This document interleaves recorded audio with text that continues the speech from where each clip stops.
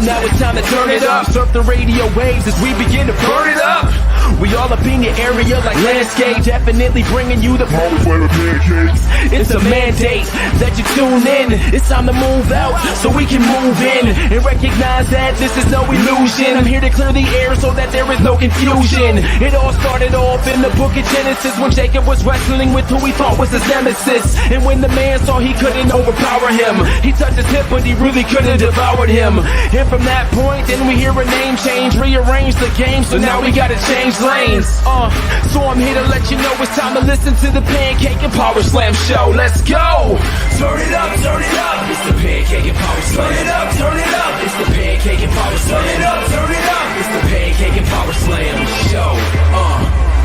Turn it up, turn it up. It's the Pancake and Powerslam. Turn it up, turn it up. It's the Pancake and Powerslam. Turn it up, turn it up. It's the Pancake and Powerslam show. Turn it up.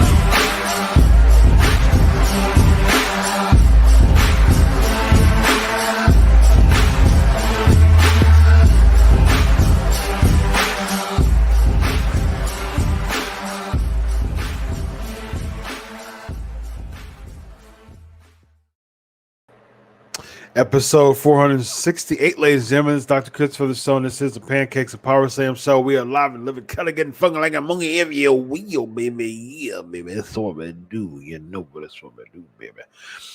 What's going on? Malty in the building. Marissa, what's up? What's going on, Josh? Alonzo, what's up? Brandon, what's going on? Christopher, always a pleasure to see you in the building. PNP Nation is thick tonight. I love it. Elvis is asking, what do you think about Andy Dalton going to the Chicago Bears? The Bears. Packers are still better than the Bears. We'll see. We'll see. Andy Dalton was a Bengal, but we'll see how that works. Alonso's asking, what are my thoughts and feelings about the Andrade situation? Apparently he asked for his release from WWE, but it was denied. Yeah, that's WWE for you, ladies and gentlemen. You're an independent contractor, but you don't want to be there. You don't want to be there. Okay? You're saying, WWE, I don't want to be here anymore. Okay? My character, my brand, my independent contracting brand, I don't want to be here anymore. WWE says, we're probably not going to use you the way that you want to, but we don't want to let you go.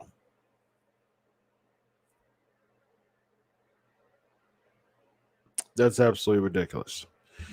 And I think that Andrade, I was having this conversation with some friends recently about this.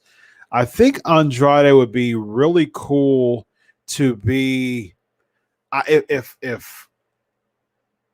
I would think as far as where he should go. Of course, he was in New Japan, he was in Mexico, CMLL. He's on a max though. But I think that he should stay in the States. I think he should go to ROH, and I think that he should be a babyface and feud against Rush's stable, La Facción Ingobernable, Ingobernable. And I think that would be pretty cool. That would be pretty cool. He can always go to he can always go back to CMLL when he was La Sombra, New Japan when he was La Sombra. But perhaps perhaps under a mask again. But I think if I had my choice of where he could go, I think ROH would be really good for him. Feuding against Roosh and him getting a stable with a couple people too. It can be a couple. It would be cool if it was a couple of people who are recently released from WWE. I mean, as far as recent release people, like Matt's oh goodness, Zack Ryder, Matt's what's his name? Zack Ryder's name is we'll find out. Cardona, Matt Cardona. And Brian Myers, Kurt Hawkins, they're both in Impact. Rusev's in AEW. EC3's in ROH. Good Brothers are in Impact / AEW. So there's not really much of it. Like as far as Eric Rowan is still out there. I mean, he's had appearances in AEW, but he's still out there. But Eric Rowan in a faction with Roosh, I mean with Andrade or La Sombra is probably where he'd probably go back to, but or he may be something else. But La Sombra is what got him to the dance. So, but he probably won't be under a mask anymore. But I can't think of like any people that's on the market right now who recently was released that would work with. I can't really think of anyone that would work. I'm sure there's someone someone's already in who's already in ROH that would work, but I can't think of any recent release. Mercy, you missed the last 2 podcasts. Been busy with the baby. Been really tired. Trust me, I understand. I have 3 kids. Totally understand. Thoughts on Lashley's new entrance? I think it's a way to make him look stronger heading into WrestleMania. But here's my biggest issue with that is that this whole thing feels hot shot. It feels hot. It feels like a total hot shot. And that's my gripe. That's my big issue. Everything just feels hot. It just feels hot shot. And there's no build. It feels temporary. It feels hot shot. It's hard to buy in something that feels contrived. And unfortunately for Lashley, although he well deserves to me, he well deserves the WWE Championship. Long overdue. So happy he got it. But it just feels temporary. It feels contrived. It feels hot shot. You're making him have some type of nice entrance just to make Drew look good. And Drew's my favorite wrestler in WWE right now. So it's not a Drew thing, but it's just I don't feel it. I don't feel invested. This has to be an investment, man. You got to invest me with this. And now it feels way too contrived for me to invest. Do you think Charlotte get heat for or be punished for Andrade? WWE tends to be petty when it comes to this stuff. I think Charlotte is way too high on the pecking order to get heat for it. I don't think she will. She's a flare.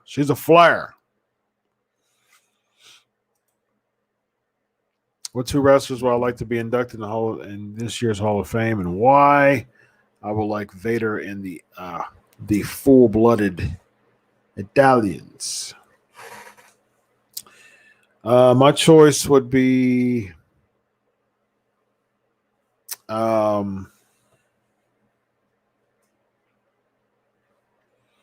2. I would say I'm definitely with you on Vader. Long overdue.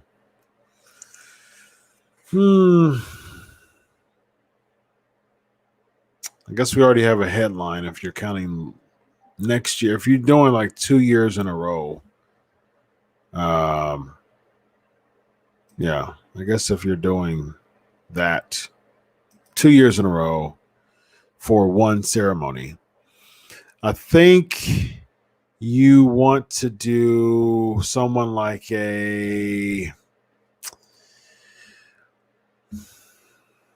my pick would be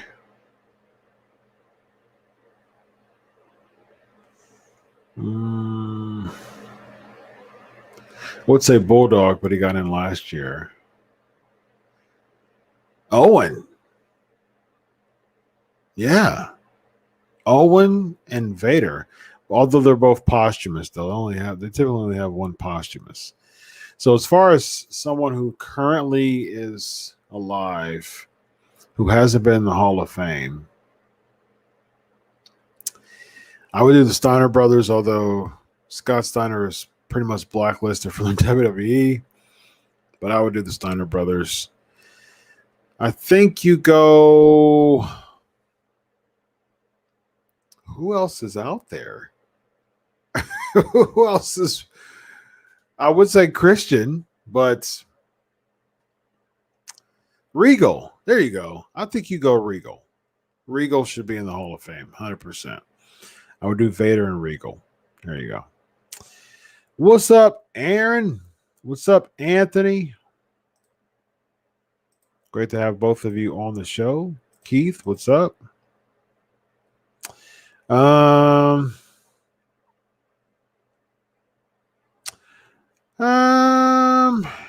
no way. Jose just had a baby. He just had a baby.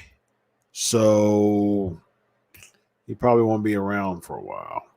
So, no way. Yeah, I think that may work. That may work, Alonzo. That might work. That might work. Paul, what's up, man? What's up, Chris? 100% Luke. No big payoff for Lashley at the end. And that's what it feels. It feels temporary. Thoughts on Apollo Crews' new storyline? Jory's still out on that. What does hot shot mean? So they're hot shotting him. It feels fast. It feels like they're just rushed. It feels like they're just hurrying up and just throwing him in there. They're hot shotting this thing. And it feels contrived. It feels rushed. It doesn't feel organic.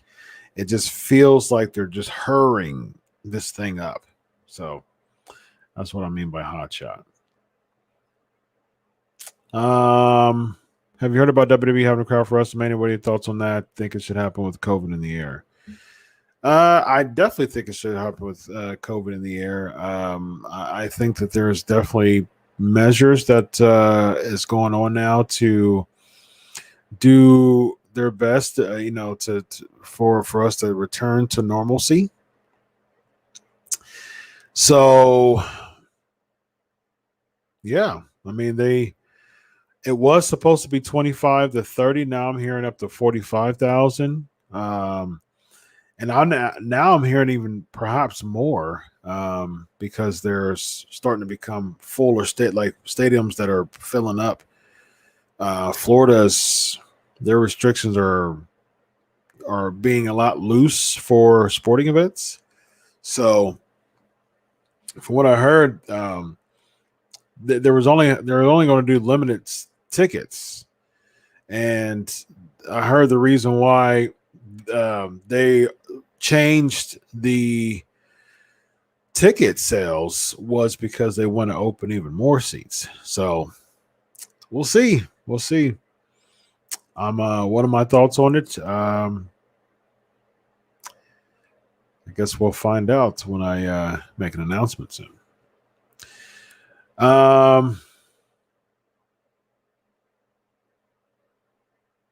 Earthquake. John Tinta. Huh. Okay. I'm cool with Earthquake going to the Hall of Fame. I'm totally okay with that. I'm totally okay with Finley being in there too. 100%.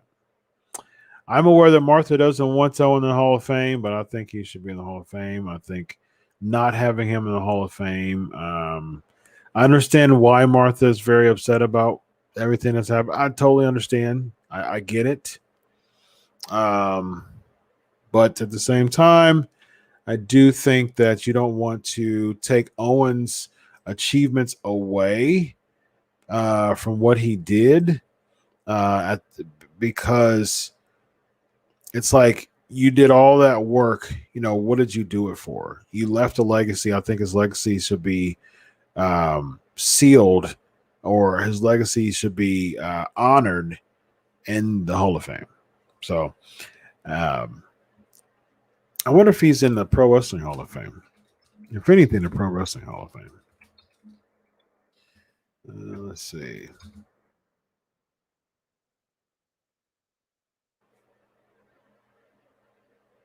Huh. He's not in the Hall of Fame? He's not in the Pro Wrestling Hall of Fame?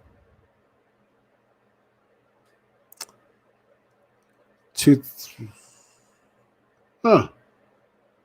2018. So he went in the Pro Wrestling Hall of Fame in 2018. So at least he's in that. At least he's in that.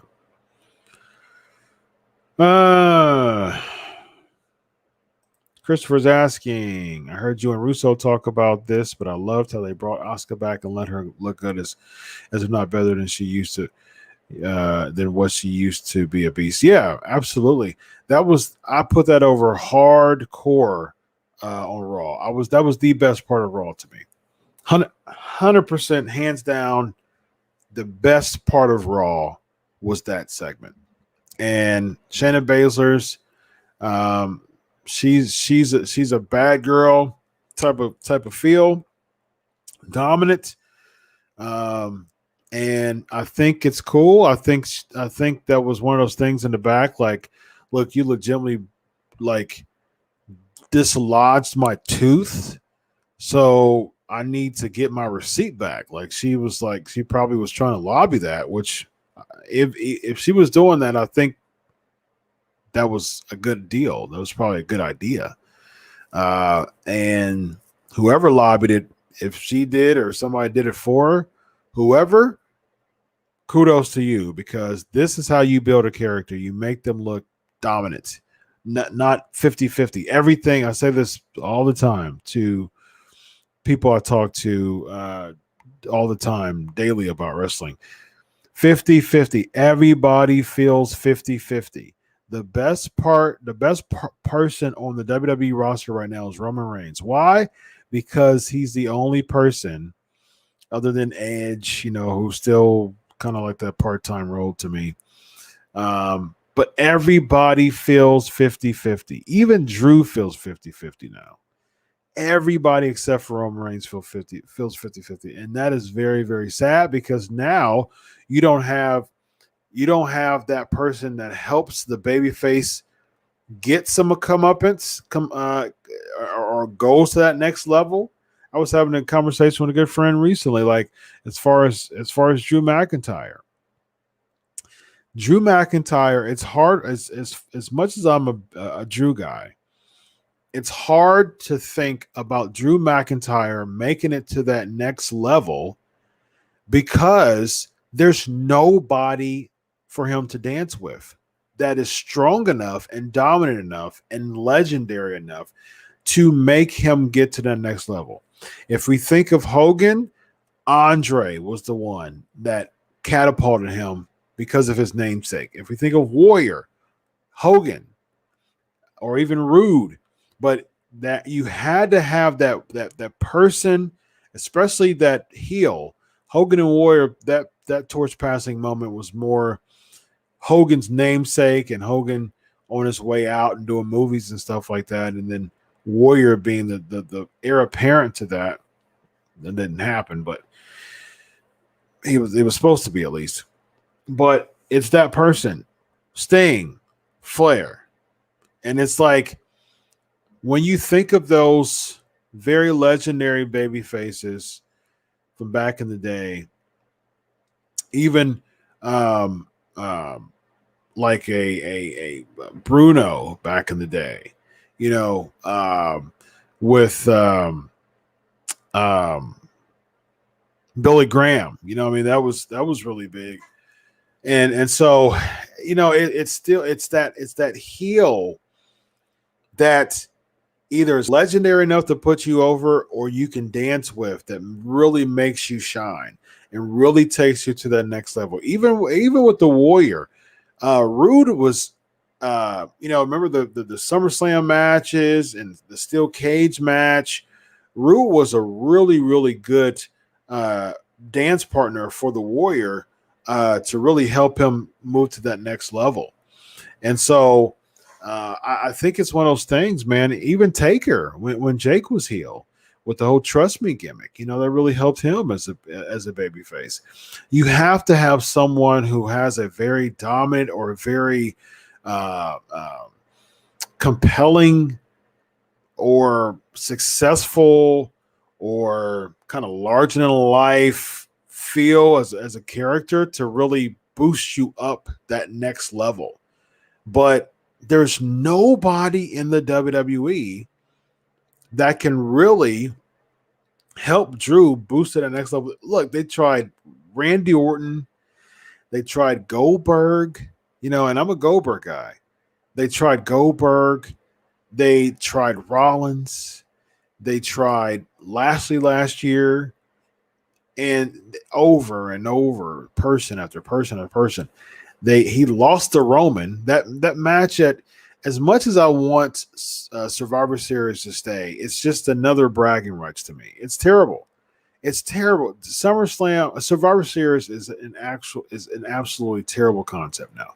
It's just it's bragging rights. Essentially, what we're seeing with Survivor Series is bragging rights, and there's a reason why bragging rights was basically, you know, only had a couple and they were done. You know, they had less than a handful of pay-per-views and they were done because of that concept, because it became stale really quick. Why in the world are you having brand to brand matches?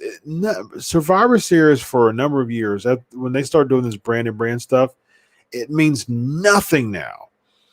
The last Survivor Series I remember meaning something was the one Sting debuted, and that was 2014. That's because you had like breaking up the authority. There were stipulations to it. Even if you want to have like a 5-on-5, and the 5 who wins, gets to be a part of a match. They get to go against each other the next day for a number one contenders match or something. There's nothing at stake.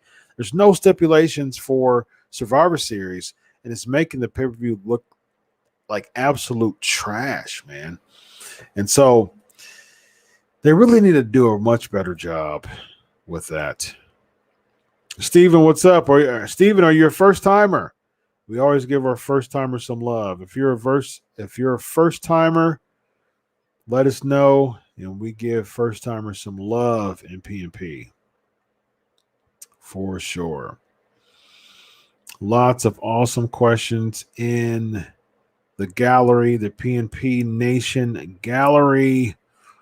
Let me see here. What do we have next? Is this the worst build of Mania? It's only about 3 weeks away, and it feels like WWE is just starting to build for the full card. Isn't even complete announced yet. Oh, absolutely. I think this is absolutely the worst build for Mania. 100%. I mean, just like you said, we are literally 3 weeks away from the biggest stage of the year. Like, this is WrestleMania. This is the same WrestleMania concept that I got excited for as a kid and as a teen, as a young adult, because there was weeks upon weeks upon weeks of build. Like, for instance, WrestleMania 17 back in 2001. I mean, the build was incredible for Austin Rock. They had the sit-down interview.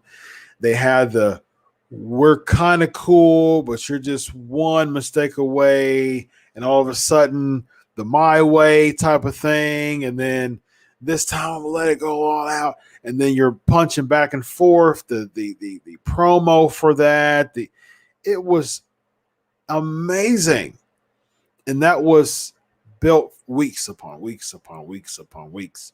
I mean, look at Hogan and Macho, WrestleMania 5. Amazing. I see you hot dogging and grandstanding. Yeah. It's like Savage cutting a promo to Hogan because Hogan, he didn't like the way that he was touching Elizabeth. Yeah. And that caused some jealousy. That was from a Saturday Night's Main Event, I believe. I think it was them against the Twin Towers, if I'm not mistaken. And that caused them to have a scuffle. And then that caused, the two against each other. WrestleMania 5, man. Come on, man. Come on. Oh, it was amazing. Those were the days. I absolutely loved it, man. I missed that. I miss it. I miss it very, very much, man. Aaron, ask me that next week. Yeah, I heard, Chris. Full crowd, man. Full crowd. So many stories in the wrestling business deserve a good movie in your mind. What wrestling story would make a good movie in mind? Von Erichs can make a great movie story. I definitely, I agree. There's been so many documentaries. I think The Hearts would be a really good one. Definitely, really good one. And I would say the Samoan dynasty as well.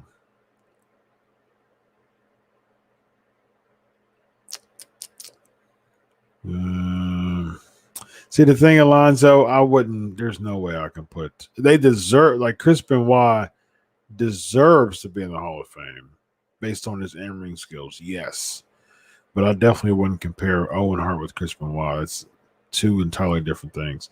Chris Benoit is blacklisted himself. Owen Hart was just doing his job, and reluctantly he's doing his job because he didn't want to do that. King Kong Bunny Hall of Fame. I agree. Pillman in the Hall of Fame. Yep, I agree.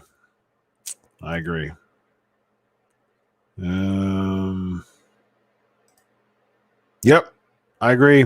I think Chavo Classic and Chavo Jr. would both be good Hall of Fame inductees. 100% agree.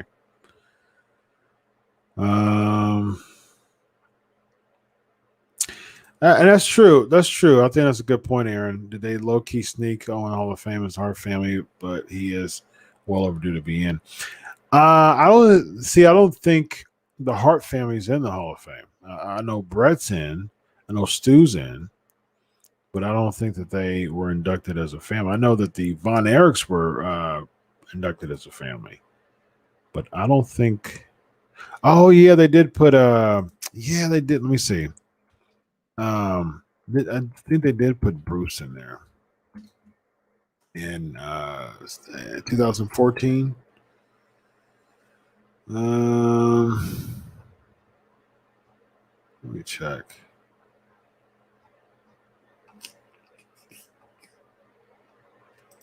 Let's see.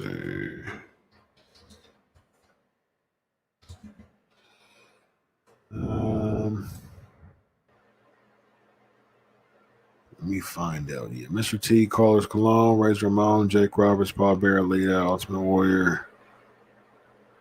Yeah, well, yeah, because Mr. T kept talking about his mama, right?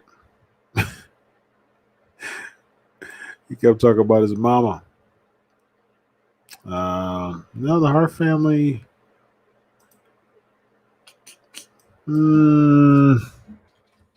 Find out.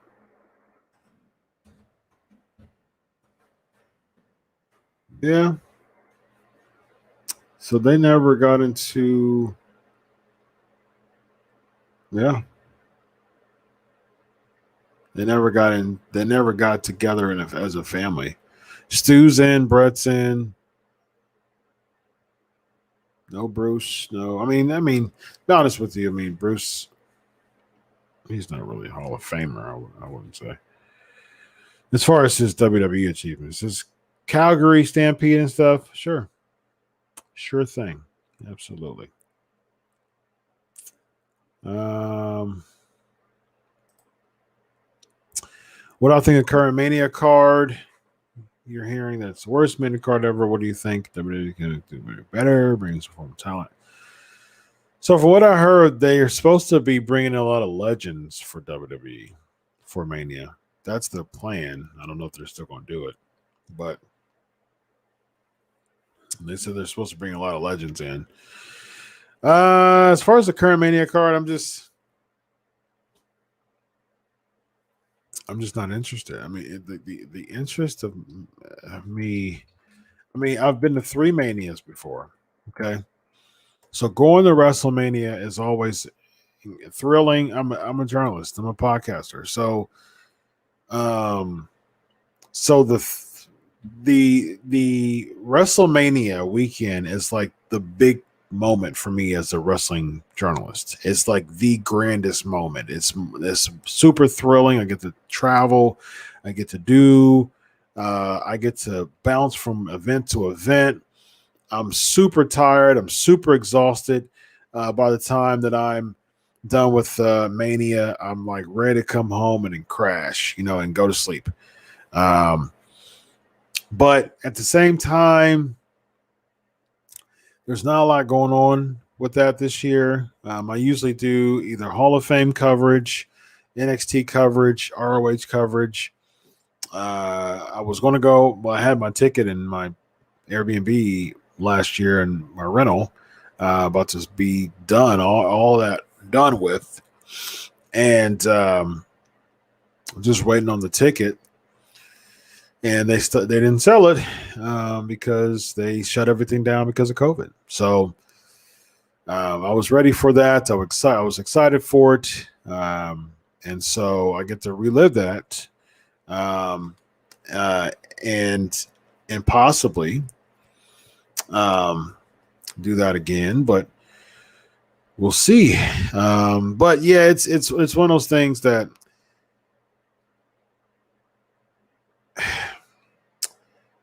The thrill is fun. I get excited, just to cover wrestling.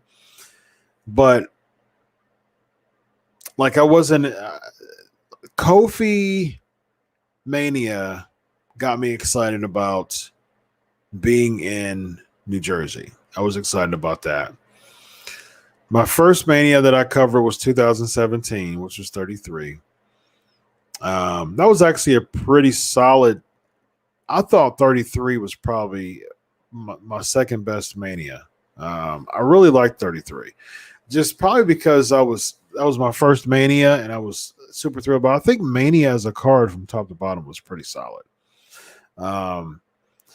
But 34 was meh, very meh. It was cool. It was my first time in New Orleans. I covered 34 in New Orleans. It was really cool. First time there. I was in Bourbon Street and all that. Bourbon Street is as loud and busy as you think. And so it was a first for me every year. I think I had a residency in Orlando, so it was around that time. So I don't remember if I was at Mania first or if I was at my residency first. I know I went to Orlando twice, but it was the first for me for New Orleans. It was the first for me for New York City. New York is busy, super busy. Times Square is super busy. It's definitely as busy as you possibly can think. It was like 11, 12, 1 o'clock at night. I was covering a MLW show, and then I had to drive to Rahway, New Jersey. It was like an hour and 15 minutes away. I had to leave the MLW show to drive to Rahway, New Jersey to cover a midnight. I think it started like 11 o'clock at night, 11:30 at night. It was like a joint show with Impact and a couple other shows. And then I started like 11:30 midnight or something like that. So I had to come. It was like 2 something in the morning by the time I got back to the Airbnb. So I mean that's the type of thrill that I enjoy as a journalist. Just doing interviews. I was a part of Media Scrum. There was a media Scrum for Impact, and it had Don Callis in it. I got to ask him a question. I got to ask Tessa Blanchard a question. Jake Christ was there. He was a part of this. It was a big Media Scrum with a bunch of outlets and stuff. And so I was a part of that. And so it was fun. It was exciting. I love doing stuff like that.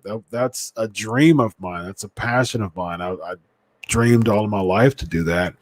And so that part is fun. That part is fun to go every year and be a part of media scrums and interviews. I mean, I got to do personal interviews. I did interviews with Billy Gunn in person. I did interviews with Angel Garza in person. Lance Archer, just a lot. I got to talk to a lot of people. I talked to Sami Callihan. I talked to Teddy Hart. I did an interview with Teddy Hart too. I got to talk to oh gosh, what's his name? He got let go from AEW because of some sexual stuff. I forgot what his name was.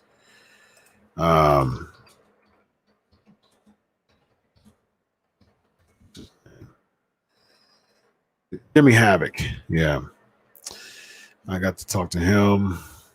He's a very reserved guy. I got to talk to just a lot of people. I talked to a lot of people. The Rock and Roll Express. And so, yeah, just that whole feel, man. Just that whole feel was just Ronda Rousey. It was all cool, man. This super, super cool stuff. And I love going every year, but just, just the card, 35. Like I said, Kofi Mania was really the only thing that I was looking forward to with that. 34 was meh, but I had a really, really good seats for 34, so it was exciting, but what's your dream WrestleMania match that hasn't happened with current superstar in school NXT? Really, really good question. So it's not necessarily a dream match, but if I had my way, if I could book this match to be a part of, I'm going to kind of spin your question a little bit, Elvis. If I can book one match that I think should be on the Mania card, for me, it would be Finn Balor versus Triple H. And this is how I would do it for the NXT Championship at Mania. I think that would be pretty dope. So what I would do is I would have this whole Adam Cole breaking away and going to Finn Balor. What I would do is I would have Triple H be the mastermind behind Adam Cole leaving the Undisputed Era. So Finn Balor beats Adam Cole, and then Triple H reveals himself to be the mastermind behind the breakup because he wants Finn Balor to be dethroned as the champion because he's realizing that he feels as the owner, he feels that Finn Balor is dominating too much. He wants to hold him down. He doesn't want to lose grip of his company because Finn Balor is dominating so much. So Triple H, he comes back. He feuds against Finn Balor. He competes against Finn Balor. And there's your Triple H match. And I would have Finn Balor beat Triple H. That would really, really put NXT on the map as far as feeling like a legitimate third brand. Do I think Bobby versus Brock would have been a better match for this year's WrestleMania if it wasn't against Drew? No, because the thing is, I don't want to see babyface Brock. I don't want to see that. There's not enough strong heels to make Brock Lesnar a babyface. Not at all. He's the strongest babyface. I mean, he's the strongest heel. You need Brock as a heel because there's this. Who's the babyface? Who's like that is ruining pro wrestling.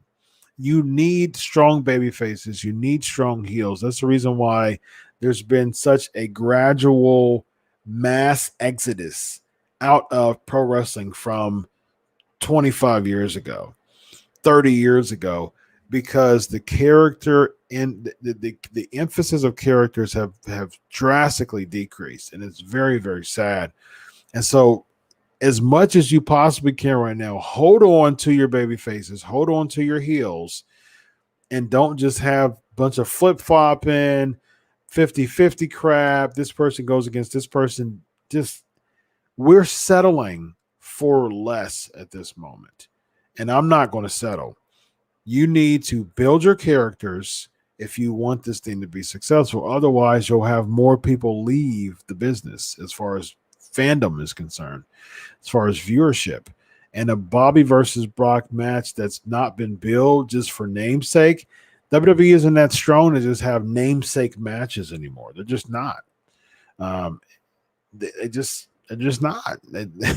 Namesake matches means nothing now if it's always 50-50. It just means nothing. So Brock Lesnar coming against Bobby Lashley does nothing. It does nothing. Yeah, I mean, there's just not enough heels to go around for Drew, and definitely not that big name for sure. And yes, Survivor Series lost his lust over the past few years. Yep, absolutely. When they have face versus heels in the night for Survivor Series, and they only did it once, which was 1990. That was also when we didn't know better. Yeah, I mean, it was great. And Tito Santana got his big moment. He made it to the ultimate, the ultimate Survivor, match or whatever. He was able to make it. But at the same time, to your point, Paul, Survivor Series was a combination of a bunch of feuds together. It was some tag team feuds mixed with a couple singles feuds, and they would come together and feud and have one big match. I mean, that is amazing to me. Like, for instance, if it was like, for instance, Survivor Series match now would be Daniel Bryan, Big E, the Mysterios, and say I don't even know who else you put in there. Wow. What in the world? Kevin Owens. There you go. So you have Daniel Bryan, Kevin Owens, Big E, and the Mysterios against Otis, Gable, Corbin, Apollo, and Zayn or Jey Uso. You know what I mean? Like, you would have that 10-man match, and it's just a bunch of a compilation of feuds together. And I think that's great. That's what Survivor Series should be. Absolutely.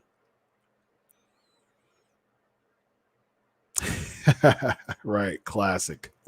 Lust Hogan. I remember that. McMahon. Lust Hogan McMahon. NXT is doing a takeover around Mania because I would have Finn lose to Carlson and that Fiend team with AJ for the title. Team with AJ? No way. I wouldn't have Finn as a heel. No. They tried that, didn't work. NXT is doing 2 nights actually, just like Mania is. Stand and Deliver. I don't think WWE's trying anymore with this year's card. It's terrible. Hate to say. The only thing that looks good is Roman and Edge. Do you think they should add an Andre John Battle Royal? Maybe bring a Taker as a surprise appearance to make it better. they probably are calling on Taker because right now, what do you have right now? Like, I'm not even really intrigued in Edge versus Roman, but you have Edge, Roman, and even potential matches. Edge, Roman, Braun, Shane, Drew, Lashley's confirmed. We're 3 weeks out, ladies and gentlemen. Omos and AJ against the New Day. Orton, Green Goo, Strowman is probably going to go against Shane McMahon, which that spot on Raw was terrible. That Green Goo is it goes to show how much the WWE could not care less about building a character. That Green Goo spot was one of the worst Raw moments in history. And you're doing it to an absolute monster who you can build to make one of the most dominant names in WWE history. But instead, you choose to put Green Goo on him. That was absolutely horrible. Horrible. Horrible. And who else do you have? Like what? Like we're 3 weeks out at this point, and we don't even have a solid card yet. AJ Styles, ladies and gentlemen, had nothing planned for WrestleMania 3 weeks before the pay-per-view. They probably will do an Andre Battle Royal, but it's terrible. Absolutely terrible. I got time for a couple more. Ask Dr. Chris.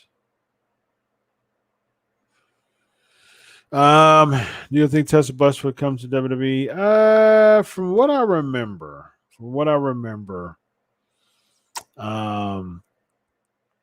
Tessa really didn't have a good spot, a good impression in WWE. I think she's, she ghosted Impact, and I think that's not a good look at all. And so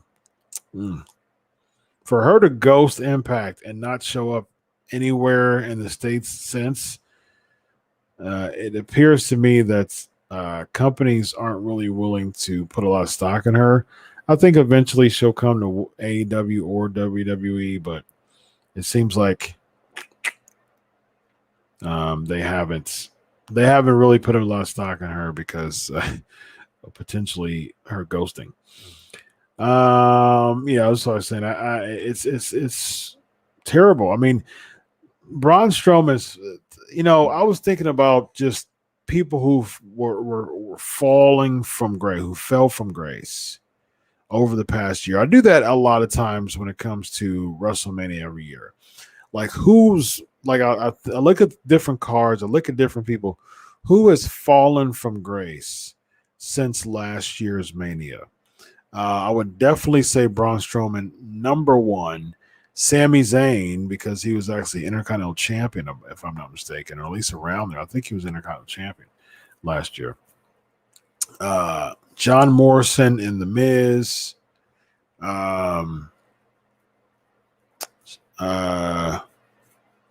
There's a lot. Aleister Black. Oh my goodness. He beat Bobby Lashley last year, actually. He beat the current WWE champion last year, and a year later, oh my goodness, I think he's worse than anybody. I think Aleister Black is probably worse than anybody.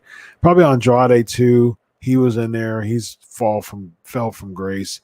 He's fallen from grace. Same thing with Garza. He was on there too. No, actually, Fury. Was Austin Theory was on Mania last year, and now, I mean, his thing with the way is okay, but he was on Mania, and now he's not. So, all right, I think that's it. How do I expect to have a 2-night card remaining with no build-up? Is Mania going to have 8 matches each night? See, here's the thing, Des. I think they were doing what they were planning on doing last year, because they threw a bunch of matches last year too. Because it was a 2-nighter, They weren't planning to have the Hall of Fame because of COVID. So they wanted that weekend feel for the WrestleMania. So they put 2 nights on. They were like if you remember last year's card, Des, there were some thrown together matches. Like Aleister Black and Bobby Lashley was very much thrown together. The Street Profits went against Austin Theory and Andrade, I believe. That was thrown together. Let me look at the card for WrestleMania last year real quick. There was a few matches that was thrown. There was a couple matches that was built up pretty good, which was like Kevin Owens and Seth Rollins. That was built up pretty good. And Edge and Orton was built up pretty good too.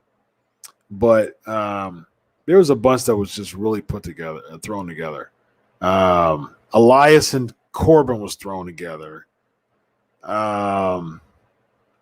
Lynch and Baszler, Sami Zayn beat Daniel Bryan. Yep, he was Intercontinental Champion. Yeah, John Morrison beat Jimmy Uso and Kofi Kingston. A triple threat ladder match for the SmackDown Tag Team Championships. Wow. Very much thrown together. Alexa Bliss and Nikki Cross beat the Kabuki Warriors, won the Tag Team Championships that time. But there was just thrown together matches. Aleister Black and Bobby Lashley was thrown together. Street Profits went against Angel Garza and Austin Theory. So Andrade didn't even make it to Mania last year. It was Angel Garza and Austin Theory. I do know that Garza was a part of that clan, part of that clique, but yikes. It was Angel Garza and Austin Theory. The 5-way women's match, which I believe was supposed to be 6. I think Dana Brooke was supposed to be a part of that, but that was thrown together. It was like 2 weeks later. Like people was just wondering every single week what was going to happen. Like how is this women's match going to be happening? And then everybody's just like, oh well, I want a piece. Fiend and Cena was pretty much thrown together. It was pretty much last minute, but you kind of felt that was going to happen. And then you even had a dark match, what they showed on Raw, which was Drew and Big Show. So it was just a lot of thrown together matches. And they'll probably do that this year too. They'll probably have 6 to 8 matches a night. Because if you think about it, last year they had night 1 they had 3, 6, 8 matches, and night 2 they had 8 matches. And a dark match, and then a pre-show match, and a pre-show match on night 1 too. So 8 matches apiece last year, and they'll probably do the same thing this year. The Green Goo was left over. DX Green Goo. They found in the storeroom. Right. Yeah, he was injured last year. Yeah, that's why Austin Theory came in. Yeah, it did look like Raw, exactly. How would I reckon the word finally for Mania is a clue who might turn up? I mean, perhaps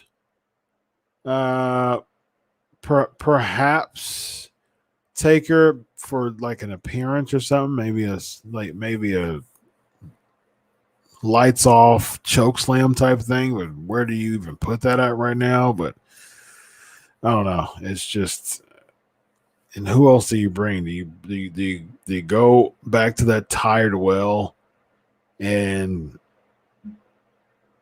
go back to Hogan or something like that? The New Day winning again. I mean, New Day is my favorite tag team, but I was really upset because I wanted Kofi to have another moment at Mania. I think it would have been, especially with people, I think it'd been pretty cool to have kind of Kofi Mania 2, New Day style, to have another Mania moment. I think they could have They could have had AJ win against somebody else. I mean, you could have easily done AJ versus Braun. You know what I mean? Like something like that. But just having this AJ and Omos, it shows that they didn't have anything planned, which was terrible for AJ Styles. And they could have had New Day. I mean, me and Vince Russo was talking about this. So you had the Hurt Business. I said on the show, you built all this equity for the Hurt Business, and the CHO, the Chief Hurt Officer of the Hurt Business, is a WWE champion. By the way, you could have really sold that WWE champion, tag team champion dynamic much more. And so you were willing to put Cedric Alexander and Shelton Benjamin on the back burner for the sake of AJ and Omos, and they're okay with they just rolled out the ring and just walked back to, okay, yeah, I guess, we were champs. They got us. They got us. Yeah, I'll do fast lane predictions really quick, and I'm gonna head out. Let's see. Fast lane. Okay, I got. Oh yeah, Bliss and Orton. I think Orton wins. Fiend possibly comes back. I think Braun wins. Drew wins. Big E wins. Roman wins. And Nia and Shayna wins.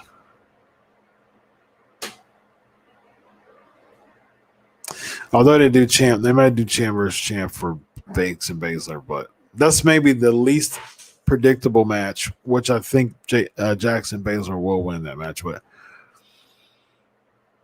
Very predictable card. LA Knight makes his debut. I don't think he'll be booked going forward in WWE. We'll see. I wouldn't be surprised if they make him somebody's manager or on commentary sooner than later, although I'm a big Eli Drake fan, and I think he's amazing promo. Yes, Molly Holly deserves to be in the Hall of Fame. And 2-Day Takeover. I'm not a fan of these 2-day events. I don't even like 2-Day Wrestle Kingdom.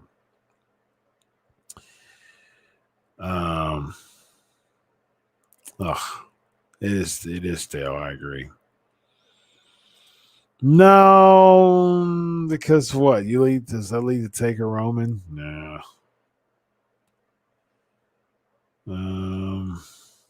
Yes, he will drop his title. Yes, it was the first time interview Brett Azar. Nice guy. Cool, man. Sounds fun.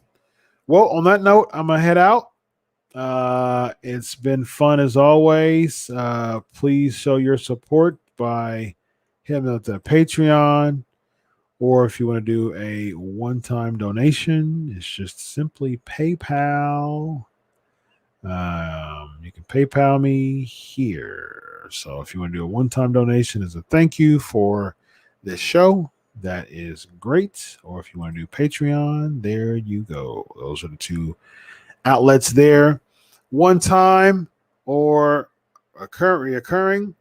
And I've got some t-shirts for you if you decide to be a part of the Patreon. I have Pancakes and Powerslams shirts.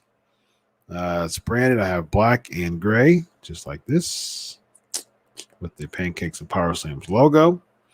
And I also have for 3 months. And for 6 months, I have a Wrench Mob shirt.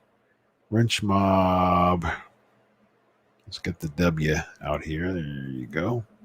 Right there. So it's hashtag Wrench Mob. And on one side, PNP logo.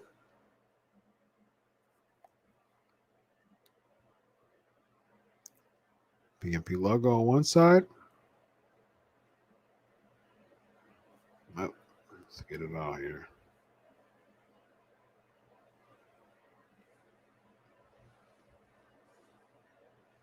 Yep. It's hard to look in the camera and do this. There you go. Let me just look this way. There you go. Pancakes and Powerslams logo on one side. And then the other side, you have your personalized name. Just like that.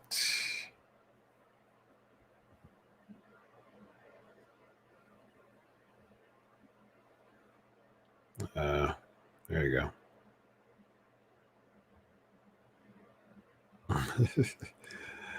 So weird. It's so weird looking at the camera and doing this at the same time. So I'll do one of these things. I'll just look at it this way and do that way. There you go. Personalized name on the side right there. There we go. There we go. Oh, yeah. So there you go. One-time donation, PayPal or Patreon, and you will get 2 shirts, one after 3 months, one after 6 months as being a patron. And after 6 months, you also get to be a part of hashtag Ask Chris. So it'll be Ask You, and you have the floor. And they ask you questions. And I'm also going to start doing timestamps for every show. And I'm going to start releasing them for patrons for the show. I'm going to start putting that on the Patreon account, the timestamps for every PMP show. Cool. Good night, Dion. Good night, Chris. Good stuff. All right, y'all. Until next week, enjoy your week of wrestling. God bless. And always remember, I'll do it for you. Have a good night, everybody. And what in the green goo is going on here?